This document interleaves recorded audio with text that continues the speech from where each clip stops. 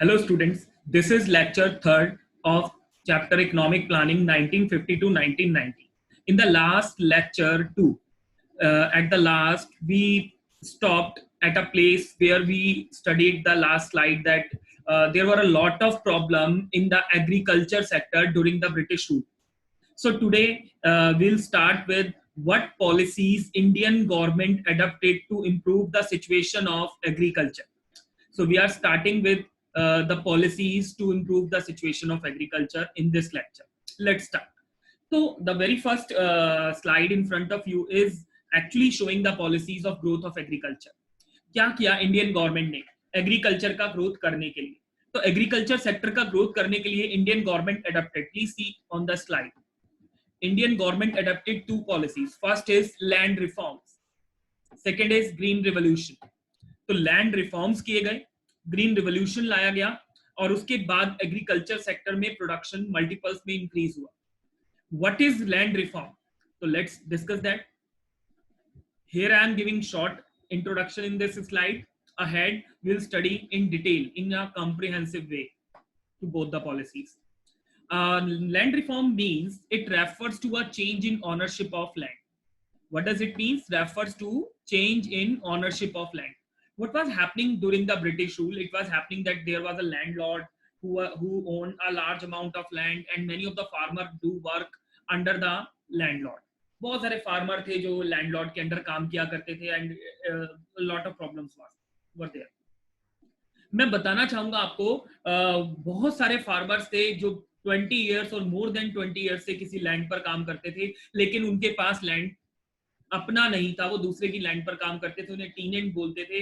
और उनका सबसे बड़ा नुकसान ये था कि वो जब दूसरे की लैंड पर काम करते थे तो उस लैंड से जो भी प्रोडक्शन होता था, क्रॉप प्रोडक्शन, उस क्रॉप का एक बड़ा हिस्सा लैंडलॉर्ड खुद ले जाता था इन द नेम ऑफ रेंट. तो लैंडलॉर्ड जो टीनेंट होते थे उनका मन जो होता था वो ज्यादा मेहनत करने का, ज्यादा स्ट्रगल करने का, ज्यादा प्रोडक्शन करने का, ज्यादा एग्रीकल्चर में ग्रोथ करने का नहीं करता. तो जरूरी था लैंड रिफॉर्म करना, क्योंकि लैंडलॉर्ड जो किसी टाइम पर ब्रिटिशर्स के सपोर्ट से बहुत बड़े लैंड के ऑनर बन गए, उनको उनसे लैंड लेना, जो भी ऐसी लैंड है जिस पर वो खुद एग्रीकल्चर नहीं करते, जो वेस्ट पड़ी रहती है, और उस लैंड को लैंडलेस फार्मर में डिस्ट्रीब्यूट करना, इस तरीके से ओनरशिप को चेंज करना, this is called land reform. तो यहाँ पर जो लिखा है कि चेंज इन द ओनरशिप, मतलब जो ओनर है जिनके पास एक्स्ट्रा लैंड है या फिर ऐसी लैंड है जिस पर वो खुद कल्टीवेशन नहीं कर सकते हैं, ऐसी लैंड को उनसे किसी तरीके से लेना और उसके बाद उनको एक मिनिमम अमाउंट भी देना और उससे वो लैंड लेकर लैंडलेस फार्मर में फ्री डिस्ट्रीब्यूशन करना. This is called change in ownership of land और लैंड रिफॉर्म्स. नीड क्या थी? तो हम सभी जानते हैं नीड थी इसकी. देखिए सामने स्क्रीन पर आपके, for rational distribution of land and viable farming, as majority of people in India is still depend upon agriculture. As we all know that in the phase of 1950s 60s, of course the 75% population was depend upon agriculture. Huge population is depend upon agriculture. तो need था वहां पर land distribution करने का, क्योंकि देखिए बड़ी सीधी सी बात है, मैं किसी दूसरे के लिए काम कर रहा हूँ, उससे बदल कर अगर काम मेरा अपना हो जाए तो मैं ज्यादा एफर्ट डालूंगा, ज्यादा प्रोडक्शन करूंगा, ज्यादा मेहनत करूंगा. वही पर्पस गवर्नमेंट का भी था, उन फार्मर्स की फाइनेंशियल कंडीशंस को इंप्रूव करना, कंट्री की फाइनेंशियल कंडीशन को इंप्रूव करना, क्योंकि मैक्सिमम प्रोडक्शन पॉपुलेशन उसी में डिपेंड है, वर्कफोर्स वही काम कर रही है, तो ज्यादा प्रोडक्शन भी वहीं से ही तो निकल कर आएगा. इसीलिए इंडियन गवर्नमेंट ने लैंड रिफॉर्म्स करने का सोचा. और दूसरा, लैंड का वाइबल यूज हो सके. वाइबल यूज होने का मतलब है कि प्रैक्टिकली उसको सही तरीके से यूज किया जाए और इस तरीके से यूज किया जाए कि वो ज्यादा फ्रूटफुल हो, ज्यादा बेनिफिशियल. बच्चों इसके बाद नेक्स्ट है हमारा, it is required to achieve objective of equity. और देखो ये भी बात सच है, all the people those are living in India are the citizen of India, and everybody must have equal rights to provide them equity, feeling of equity. यानी उन्हें भी रिसोर्सेज मिले, उनकी भी मिनिमम नीड्स पूरी हो, उनके बच्चे भी स्कूल जाएं, हॉस्पिटल में हेल्थ फैसिलिटीज ले सकें. ये सारी चीजों के लिए जरूरी है कि उनकी इनकम बढ़ाई जाए और उनको भी एक अच्छा सेंस ऑफ फीलिंग दिया जाए. सेकेंड पॉलिसी है ग्रीन रिवोल्यूशन, आपके सामने है, प्लीज देख सकते हैं। What is green revolution? Actually agriculture के अंदर इंडिया फूड ग्रेन के नाम पर 1960 से पहले कहीं ना कहीं डिपेंड था अदर कंट्रीज के ऊपर। अमेरिका से भी हम बहुत फूड ग्रेन इंपोर्ट किया करते थे, बट क्या अमेरिका से जो फूड ग्रेन इंपोर्ट किया करते थे वो ठीक था? तो आंसर है नहीं, ठीक नहीं था यार, चेंज करने की जरूरत थी। क्या चेंज किया गया? कुछ ऐसी टेक्नोलॉजीज लाने की कोशिश की गई जिससे इंडिया में फूड ग्रेन का प्रोडक्शन मल्टीपल्स में इंक्रीज हो जाए। तो what is green revolution? It refers to the large increase in production of food grain due to use of HYV seeds. HYV मतलब हाई यानी बहुत ज्यादा, yielding यानी प्रोडक्शन कर सकने वाले, सीड्स यानी बीज। तो HYV और वैरायटी यानी डिफरेंट वैरायटी की क्रॉप आप उसमें प्रोड्यूस कर सकें। तो हाई यील्डिंग वैरायटी सीड्स, ऐसे सीड्स जो मल्टीपल में बहुत बड़ी क्वांटिटी में वैरायटी क्रॉप को प्रोड्यूस कर सकें, ऐसे सीड्स को, और बहुत जल्दी प्रोड्यूस कर सकें बल्क में, this is called HYV seeds. इन्हें मिरेकल सीड्स भी कहते हैं, एनसीईआरटी में पूछ लिया जाता है, what do you understand by miracle seeds? So the HYV seeds are miracle seeds because these can increase the production of food grain and in multiples. तो green revolution क्या है? It increase in the large मतलब it refers to large increase in production of food grain. Food grain का production multiple में बढ़ गया, गेहूं बहुत ज्यादा प्रोड्यूस होने लग गया, व्हीट जिसे सीरियल अनाज कहते हैं हम, राइस भी बहुत ज्यादा क्वांटिटी में हम प्रोड्यूस करने लग गए। तो बहुत ज्यादा क्वांटिटी में क्रॉप को प्रोड्यूस कर सकने वाली कैपेबिलिटी वाले सीड्स को ही HYV सीड्स कहते हैं। और उनको यूज करने से जो प्रोडक्शन इतना बढ़ गया, एकदम रिवोल्यूशन आ गया, और क्योंकि एग्रीकल्चर में आया, ग्रीन रिवोल्यूशन इसको कहा जाता है। नीड्स क्या थी? ऑफ कोर्स यार, कंट्री की पॉपुलेशन डे बाय डे बढ़ती जा रही थी, लेकिन हाई बर्थ रेट था, लो डेथ रेट था, और इसकी वजह से कहीं ना कहीं नीड्स भी बढ़ती जा रही थी, डिमांड भी बढ़ती जा रही थी। आदमी बिना खाए कैसे रह सकता है? It is not possible for the people to survive without eating. तो for the eat they need food, for the food they need food grain, and for increase, तो it was a requirement to increase the quantity of food grain. That's why it is green revolution को लाया गया। तो क्या need लिखी है देखिए एक बार, फिर भी फॉर्मली हम पढ़ देते हैं लैंग्वेज को। To raise the production and productivity in selected region of the country. सभी पूरी इंडिया में नहीं ला सकते, इतनी महंगी टेक्नोलॉजी थी, तो कम से कम जहां जहां, क्योंकि इसको अफोर्ड करना काफी कॉस्टली था, तो जहां जहां ला सकते हैं, कर सकते हैं, एटलीस्ट कुछ रीजन सेलेक्ट कर लिए गए जहां पर इस प्रोडक्शन को तेजी से बढ़ाया जाए, और उन रीजन में फिर ये काम करना स्टार्ट किया। ना सिर्फ लैंड की फर्टाइल पावर बढ़ाई, फूड ग्रेन की क्वांटिटी भी बढ़ाई। तो through the introduction of modern inputs like fertiliser, credit marketing facility, मतलब सारी चीजें लाने की कोशिश की गई। इसमें कोशिश की गई कि फार्मर को अगर पैसा नहीं है तो सब्सिडी देकर, यानी उधार हेल्प करके, फाइनेंशियल हेल्प करके HYV सीड्स खरीदने के या फर्टिलाइजर खरीदने के पैसे दिए। अगर सब्सिडी जिनको मिलने के बाद भी नीड है तो क्रेडिट यानी उधार देने की कोशिश की जाए कम रेट ऑफ इंटरेस्ट पे। मार्केटिंग फैसिलिटीज, यानी उनके पास बेचने के लिए मार्केट नहीं है तो मार्केटिंग चैनल्स अरेंज किए जाए, लाइक अपनी मंडी, हदसपुर मंडी, रायतू बाजार, इस तरीके की बहुत सारी मार्केट्स, रेगुलर, इनको रेगुलर मार्केट्स बोलते हैं, जहां पर जाकर फार्मर अपनी क्रॉप को आसानी से सेल कर सकता है। तो ये सारी चीजों, ये नीड थी जिस वजह से ग्रीन रेवोल्यूशन लाया गया कि फार्मर पैसा कमाएगा तो तभी तो मॉडर्न इनपुट यूज कर पाएगा। ग्रीन रेवोल्यूशन आएगा, पैसा कमाएगा, तभी तो वो मॉडर्न टेक्नोलॉजी और ले पाएगा और अडॉप्ट कर पाएगा और ज्यादा अपने क्रॉप प्रोडक्शन को इंक्रीज कर पाएगा। चलिए, तो यहाँ पर अब बात करते हैं जैसे मैंने कहा, टू पॉलिसीज है एग्रीकल्चर सेक्टर को डेवलप करने की, land reform and green revolution. Let's discuss the first one now. Land reform हमने शॉर्ट में वहां पढ़ा, बट अब लैंड रिफॉर्म किया कैसे गया? लैंड रिफॉर्म करने के लिए किस तरीके के रिफॉर्म्स किए गए? तो पहला काम किया गया बच्चों, एबोलिशन ऑफ इंटरमीडिएरीज। ये देखिए आपके सामने यहाँ लिखा हुआ है, इंटरमीडिएरीज को एबोलिश कर दिया गया। ये इंटरमीडिएरीज कौन थे? एक्चुअली क्या था, ये है फार्मर और कस्टमर। फार्मर क्रॉप को बनाता है, कस्टमर को सेल करता है, लेकिन फार्मर से कस्टमर तक क्रॉप जाए उसके बीच में एक और पर्सन होता है जिसे इंटरमीडिएरीज बोलते हैं। आप इसे लैंडलॉर्ड या कमीशन एजेंट या फिर आप इन्हें महाजन, ये इस तरीके के लोग जो उस टाइम पर हुआ करते थे, जो क्या कोशिश करते थे आप समझिएगा, ये फार्मर से मान लो 10 रुपीज पर केजी के हिसाब से क्रॉप खरीदते थे। इन्होंने 10 रुपीज पर केजी के हिसाब से क्रॉप खरीदा और मार्केट में खुद जाके उसको 18, 19 या 20 रुपीज का बेचा। तो जो बीच का 10 रुपए का मार्जिन फार्मर का होना चाहिए था, वो इन इंटरमीडियरीज ने अपना रख लिया। तो बड़ी सीधी सी बात आपको समझ में आ रही होगी, ये जो 10 रुपए मार्जिन खा गए, ये फार्मर का मार्जिन था ना। फार्मर डायरेक्ट अगर बेचता कस्टमर को, तो उसको 20 रुपीज का मार्जिन होता, 20 रुपए का मार्जिन होता, जो कि रह गया ₹10 का, which was actually the loss of the farmers. तो इसलिए जरूरी था इन बीच के इंटरमीडियरीज को हटाना, क्योंकि फार्मर को फिर पैसा बचेगा नहीं ज्यादा, तो वो क्यों एग्रीकल्चर करेगा। और आपने सोच के देखा है, जय जवान तो जय किसान, अगर फार्मर प्रोडक्शन करना बंद कर देगा तो सब हाउ विल वी सर्वाइव, खाएंगे कैसे। तो एबोलिशन ऑफ इंटरमीडियरीज करने के ऑब्जेक्टिव्स क्या थे, मैं ये बताना चाहूंगा। सबसे पहले तो to make tiller the owner of the land. देखिए स्क्रीन पर, to make tiller on the owner of the land. जो टिलर है, यानी कि जो लैंड पर काम कर रहा है, जिसे टाइटल मिला हुआ है इस बात का कि जो टाइलर है जिसे टाइटल मिला हुआ है इस बात का कि वो उस लैंड पर काम कर सकता है, जबकि ऑनर जो है वो लैंड का एक्चुअली मालिक है। टिलर जो काम कर रहा है, टाइलर जो काम कर रहा है, और ऑनर जो मालिक है। तो मैं आपको बार बार बताना चाहूंगा, जो टाइलर है जो काम कर रहा है, वो तो सिर्फ उसके ऊपर वर्क कर रहा है, ऑनर पूरा का पूरा कैप्चर करके बैठा है। टिलर प्रोडक्शन करता है, ऑनर उस क्रॉप का मैक्सिमम पार्ट ले जाता है। सर मैं ऑनर हूँ, मेरे को रेंट के नाम पर इतना पैसा चाहिए, इतनी क्रॉप चाहिए, क्योंकि उस समय बार्टर सिस्टम ज्यादा चला करता था, तो वो ले आया करता था 1947 से।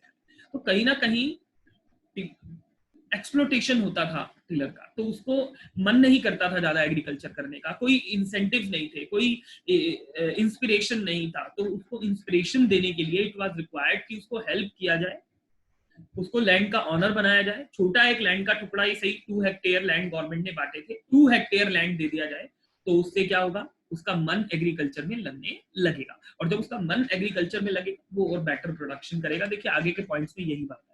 पहले पॉइंट में ही मैंने काफी कुछ एक्सप्लेन कर दिया, बट एक बार वन बाय वन फिर चलते हैं। स्टेप 1 में क्या हमने पूछा कि पहली ऑब्जेक्टिव ये था कि जो टिलर है उसको ही ऑनर बनाया जाए।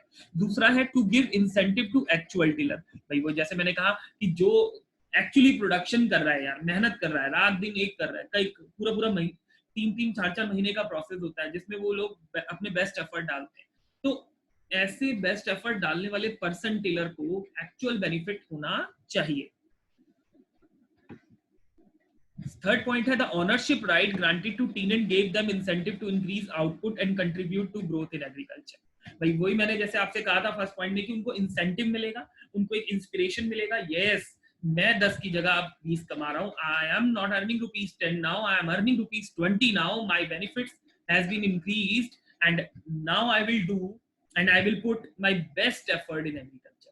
मैं अब अपने बेस्ट एफर्ट डालूंगा एग्रीकल्चर के अंदर, ये मेरे मन में आएगा। और क्यों आएगा, क्योंकि अब इंटरमीडियरीज हट रहे हैं और मैं डायरेक्ट जाके क्रॉप को बेच रहा हूं, मैं लैंड का ऑनर हूं, तो कहीं ना कहीं मेरे इंसेंटिव्स बढ़ गए हैं, इसीलिए मैं ज्यादा मेहनत से काम करूंगा, कंट्री का भी तो प्रोडक्शन बढ़ेगा एग्रीकल्चर का।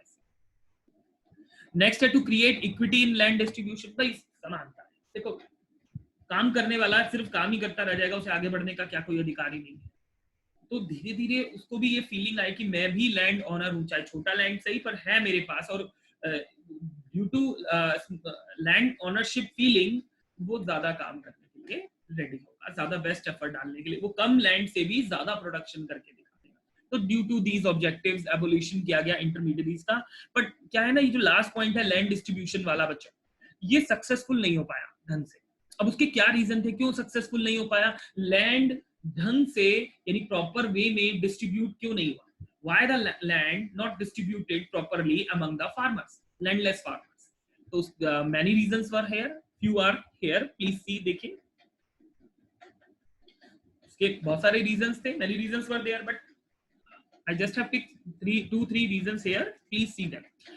Unfortunately, ये मैंने लिखा भी है, unfortunately equity was not fully achieved due to following reasons. क्यों नहीं लैंड डिस्ट्रीब्यूशन इक्वली हो पाया? तो सबसे पहला उसमें पॉइंट है आपका कि जो फॉर्मर जमींदार थे continue to own large amount of land due to loopholes in legislation. उन्होंने लेजिस्लेशन यानी कानून, विधान, संविधान के अंदर के जो लूप होल्स थे, कमियां थी, उनका फायदा उठाया, फायदा उठाकर टिलर को ऑनर बनने ही नहीं दिया। अब फायदा कैसे उठाया, तो इसको एग्जांपल से, भाई मैं लैंडलॉर्ड हूं, गवर्नमेंट का कोई ऑफिसर आता है, हालांकि उस टाइम पर ऐसा हुआ करता था, ऐसा आज नहीं होता, सब कुछ ट्रांसपेरेंसी, बट उस टाइम पे क्योंकि मैनुअल सिस्टम था, कुछ ऐसा कुछ इस तरीके का हिडन सिस्टम चलता था कि अब जो ऑफिसर आया वो ऑफिसर आगे एक्शन ही नहीं ले पाया, क्योंकि उसको शायद वहीं से ही सेटल करके वापस भेज दिया। अब वहीं से ही सेटल करके वापस भेज दिया गया, तो इसका मतलब ये है कि ये एक लूप होल हो गया लेजिस्लेशन का, क्योंकि अथॉरिटी ने जो वर्क दिया वो नीचे का वर्कर भी उतने ही विदाउट बायस्ड, यानी बिना किसी बायस के प्रॉपरली काम करे, जरूरी तो नहीं। तो कहीं ना कहीं इस लूप होल की वजह से भी जो लैंडलॉर्ड था वही कंटिन्यू, मतलब लैंड ओनरशिप कंटिन्यू करता रहा और फार्मर को इसका बेनिफिट नहीं हुआ। इन सम एरियाज टेनेंट वर इविक्टेड, कुछ एरियाज में तो देखो क्या किया गया, लैंडलॉर्ड ने खुद ही अपने सर पे साफा बांधा और अपने आप को फार्मर शो किया, अपने ही रिलेटिव्स को टीलर शो कर दिया और उन्हीं के नाम लैंड करा दी, और जैसे ही वापस गए ऑफिसर उनसे वापस लैंड अपने नाम करा ली। यानी कि इस तरीके की एक चालाकी चली कि कई एक्चुअल टीलर को तो इवेक्टेड कर दिया, हटा दिया उसको, टेनेंट को, चल जा तू अपने घर, और अपने ही रिलेटिव्स को दिखा दिया जी आप क्या बोलते हैं हम लोग ही टेनेंट हैं, अपने ही नाम करा ली, क्योंकि जो बाहर से आ रहे हैं उन्हें कौन सा पता लग रहा है, उस टाइम पे कौन सा यूआईडी सबका बना होता था या आधार कार्ड सबका था, ऐसा नहीं था कोई स्पेशल ऑथेंटिकेशन। तो इस तरीके से भी कुछ कमियों का फायदा उठाया गया और कंटिन्यू लैंड ओनरशिप कंटिन्यू करता रहा लैंडलॉर्ड। और third, in some areas even after getting poor agriculture labor did not benefit, क्या हुआ कई जगह पर, मैं इसको सीधा समझाना चाहूंगा, एग्जांपल है, कई जगह पर बिल्कुल जेन्युइन काम हुआ, लैंडलेस फार्मर को लैंड मिल गया। अब उसे लैंड तो मिल गया भाई, लेकिन उसके बाद सीड्स चाहिए, उसके बाद फर्टिलाइजर चाहिए, मेनी थिंग्स ही रिक्वायर्ड। अब वो कहां से लाएगा, because he was having land then but not having money. जमीन तो मिल गई थी लेकिन बाकी रिसोर्सेस तो नहीं थे ना, तो उसको लैंड मिलने का कोई फायदा ही नहीं हुआ, और इसलिए भी उसका लैंड ओनरशिप देने का कोई बेनिफिट नहीं हुआ। तो यहां भी इक्विटी नहीं आ पाएगी। तो इसीलिए यहां पर यह बोला गया कि कई जगहों पर लैंड ओनरशिप दी गई, लेकिन या लेजिस्लेशन के लूप होल्स का फायदा उठाया गया, और कहीं ना कहीं जो ऑनर है वही लैंड का एक्चुअल ऑनर बना रहा, लैंडलेस फार्मर को इसका बेनिफिट नहीं हो पाया। आई होप यहां तक क्लियर हो गई होगी बात। अच्छा, लैंड सीलिंग के फीचर्स क्या थे? अच्छा, जैसे मैंने आपसे कहा, एक तो था एबोल्यूशन ऑफ इंटरमीडिएरीज, सेकंड है हमारा लैंड सीलिंग, यहां मैंने ए ही लिख दिया, मैं इसको ठीक करना चाहूंगा। तो यहां हमारा आ गया आपका लैंड सीलिंग। लैंड सीलिंग क्या है? It refers to fixing the specific limit of land. भाई सीधी सी बात है, लैंड सीलिंग का मतलब ये था कि सपोज करिए एक पर्सन है, जिस पर्सन के पास एक स्क्रीन जितना बड़ा पूरा का पूरा लैंड है, ये लैपटॉप स्क्रीन जितना बड़ा पूरा का पूरा लैंड है, और वो बहुत बड़ा एरिया है जो वो खुद कल्टीवेट नहीं कर सकता। तो अब गवर्नमेंट ने ये उससे पूछा, भाई तुम कितना लैंड कल्टीवेट कर सकते हो? उसने स्क्रीन के आधे हिस्से तक दिखा दिया, ये तो मैं कर ही रहा, तो ये बाकी आधा ये मेरे पास रखा है, मैं टीनेंट को देता हूँ, टीनेंट काम करते हैं और एक्सेट्रा एक्सेट्रा, पर मैं वेस्ट नहीं हूँ। तो उन्होंने बोला भाई जो टीनेंट है, हम ये आपसे खरीद रहे हैं लैंड, ये हम उन्हें डिस्ट्रीब्यूट कर रहे हैं, आपको कोई प्रॉब्लम? तो अगर थी नहीं थी तो वो तो गवर्नमेंट ने अपना काम करना ही होता है, क्योंकि उसका सोशल वेलफेयर प्रोस्पेक्टिव होता है, ऑब्जेक्टिव होता है, करना भी चाहिए। तो वो हाफ एरिया क्या बोलते हैं लैंडलेस फार्मर्स को डिस्ट्रीब्यूट कर दिया गया। तो एक स्पेसिफिक लिमिट फिक्स कर दी ना लैंडलॉर्ड की, कि उससे ज्यादा लैंड क्योंकि आप वेस्ट कर रहे हो तो आप नहीं रख सकते, और उस स्पेसिफिक लिमिट को फिक्स करने को ही बोला जाता है land ceiling. To fix up this specific limit of land is called land ceiling. तो आई होप आपको समझ में आया होगा कि लैंड सीलिंग का मतलब क्या है, एक स्पेसिफिक लिमिट को फिक्स कर देना बियॉन्ड विच, जिससे ज्यादा जो भी लैंड आपके पास है, यानी लैंडलॉर्ड के पास है, वो गवर्नमेंट फोरफिट कर लेगी और फोरफिट करके लैंडलेस फार्मर्स में डिस्ट्रीब्यूट कर देगी। ये जो पॉलिसी उस टाइम पे चला करती थी, इसे बोलते थे लैंड सीलिंग। इसके फीचर्स क्या हैं? तो वही फीचर जो मैंने आपको बता दिया, अभी एक्सप्लेन किया। एक लिमिट से ज्यादा जितना भी लैंड था वो फोरफिट कर लिया जाएगा और अलॉट कर लिया जाएगा। अलॉट मतलब डिस्ट्रीब्यूट कर दिया जाएगा to the landless farmers. Second है आपका, its purpose was to reduce the monopoly of land holding in few hand. Purpose क्या था? जो कुछ लोग, जैसे आपने मूवीज में भी देखा होगा, एक जमींदार है और वो बहुत बड़ा लैंड एरिया अपने पास ओन करके बैठा है और वो उसको छोड़ना नहीं चाहता, तो कुछ लोगों के हाथों में ही सारी पावर्स रहती हैं, वो ना रहकर वो डिस्ट्रीब्यूट हो और सभी लोगों को एक ऑनरशिप फीलिंग आए, जो बेचारे दूसरों की लैंड पर काम कर रहे हैं और उनको लगता है कि हम ज्यादा मेहनत क्यों करें, क्योंकि ये तो हमें तो कुछ मिलना ही नहीं है। लैंडलेस फार्मर अक्सर ऐसा सोचते थे। उनके मन में एक इंस्पिरेशन मिले, उनको एक इंस्पिरेशन मिले, वो ज्यादा मेहनत से ज्यादा बेस्ट एफर्ट डाल के काम करने की कोशिश करें और इससे कहीं ना कहीं एग्रीकल्चर प्रोडक्शन और कंट्री का जीडीपी में एग्रीकल्चर का पार्ट भी बढ़ जाएगा। क्लियर है बच्चों? बात कर रही है। अच्छा, इसके बाद थर्ड है बिग लैंडलॉर्ड चैलेंज। अच्छा, इसमें लैंड सीलिंग लेजिस्लेशन, ये बात एक ट्रुथ है कि जो बड़े बड़े लैंडलॉर्ड थे वो क्योंकि पैसे वाले लोग होते थे तो उनको चीजों का फायदा उठाना ज्यादा आया करता था। और वो कैसे इसके बेनिफिट्स उठाते थे वो समझिएगा। वो डिले कर देते थे। दे डिलेड, देखिए लिखा है यहाँ पर, they delayed its implementation and it in the mean time of delay they took registration in the name of their close relatives. ये वही बात है जो मैं आपको बोल रहा था कि पहले तो वो डिले करते थे, टाइम काट, हाँ जी कर रहे हैं, हाँ जी करते रहते थे। काफी टाइम उनको मिल गया, टाइम गैप बना लेते थे और उस टाइम गैप में वो अपने क्लोज रिलेटिव्स के नाम पर लैंड डिस्ट्रीब्यूट कर देते थे। अब मान लो मेरे पास 20 हेक्टेयर लैंड है और गवर्नमेंट कहती है आप ज्यादा 2 हेक्टेयर रख लो, बाकी 18 हेक्टेयर हमें सेल करो, हम इसे 9 फार्मर्स में 2 हेक्टेयर डिस्ट्रीब्यूट करेंगे। अब मैंने क्या किया, 9 अपने रिलेटिव भी अरेंज कर लिया और उनके नाम पर 2 हेक्टेयर डिस्ट्रीब्यूट कर दिया। अब गवर्नमेंट मेरे पास आई, मैंने कहा मेरे पास तो सिर्फ 2 हेक्टेयर है, बाकी सबके पास भी 2 हेक्टेयर है, तो गवर्नमेंट अब ले नहीं सकती। गवर्नमेंट चली गई, मैंने उनसे वापस उनसे ले ली।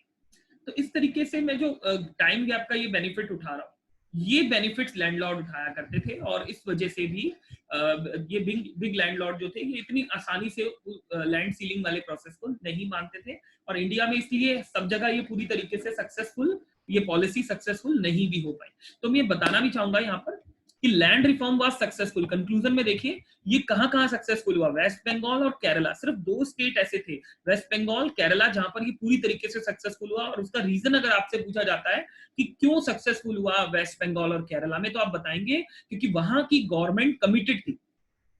The government there were committed, actually अपनी बात पर अटल थी और उन्होंने अपनी बात जो कही वो मनवाई। वहां पर प्रॉपर लैंड सील कर लिया गया, फोरफिट कर लिया गया और फोरफिट करके अलॉट किया गया लैंडलेस फार्मर में प्रॉपरली। इसलिए वेस्ट बंगाल और केरला, ये 2 स्टेट नाम याद रखिएगा, एग्जाम में पूछा जा सकता है, जहां पर लैंड सीलिंग प्रोसेस सक्सेसफुल हुआ। अच्छा, इसके अलावा लेकिन बाकी कंट्री में क्यों सक्सेसफुल नहीं हुआ? क्योंकि वहां पर शायद इतनी तरीके से कमिटमेंट को फॉलो नहीं किया गया।